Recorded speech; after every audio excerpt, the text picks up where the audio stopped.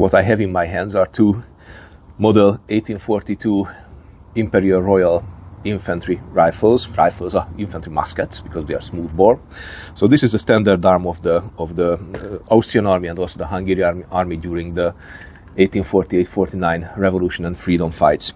Now these two guns should be identical, but they are not, because there are one minor difference.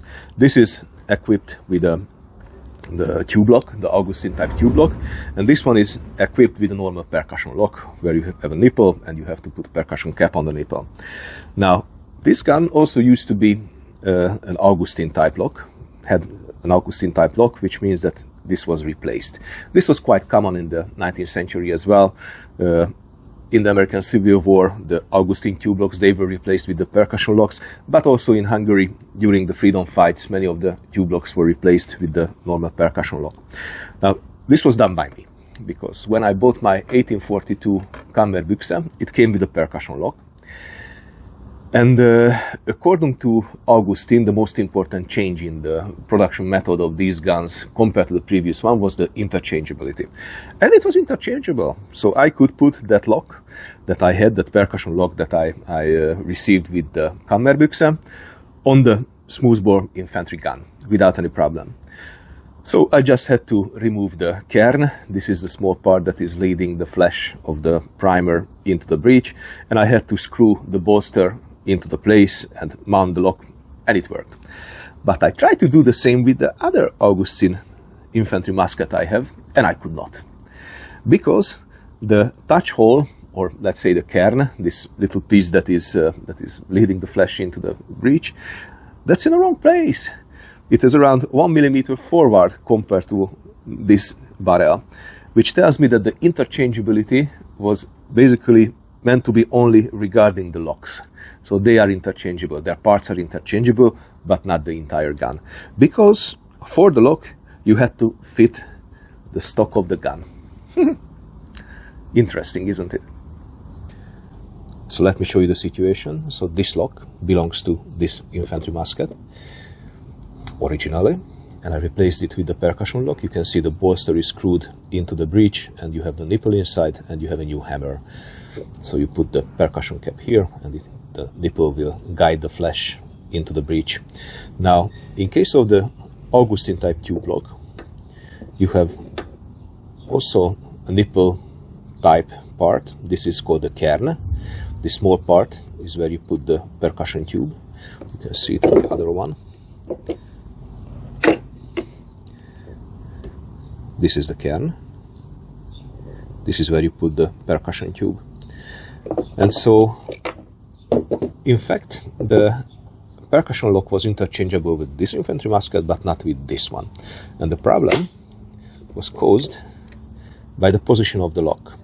So the position of the cairn, or the touch hole, it is determining the position of the lock. So in case of this musket, it was in the right position, which means that I did not have to do anything to the wood to have a perfect fit. And it's a perfect fit.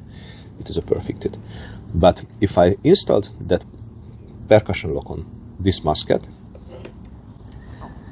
the lock was 1 millimeter forward because the cairn was not in the right position, which means if I wanted to mount that lock on this musket, I had to remove around 1 millimeter from this part. So which means that the lock parts are interchangeable, but the entire guns are not.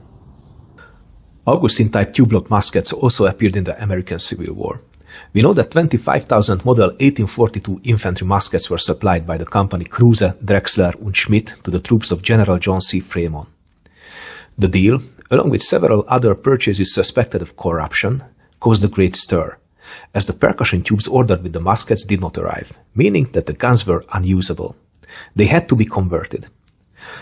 Several companies did this, including Henry Lehman's company in Lancaster, Pennsylvania, in late 1862 and early 1863. They removed the breech and fitted a patent breech instead of the traditional one. 10,000 guns were sent to Cincinnati, Ohio, to the companies Hall, Carroll & Co. and Greenwood & Co. They solved the conversions more simply. The nipples were mounted directly on the barrel.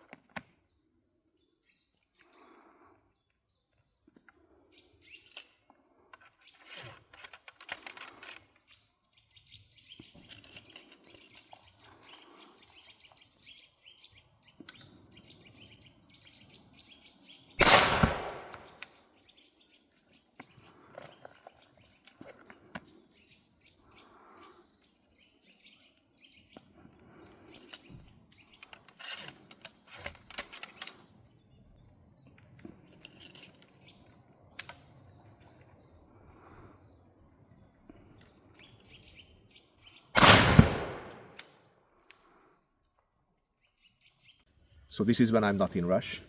The 3 shots are within, let's say, 4 centimeters. And when I'm in rush, I miss. So out of the 3 shots, I only have 2 in the target. But that was really, really nice. Nice smoothbore. And this is the cartridge.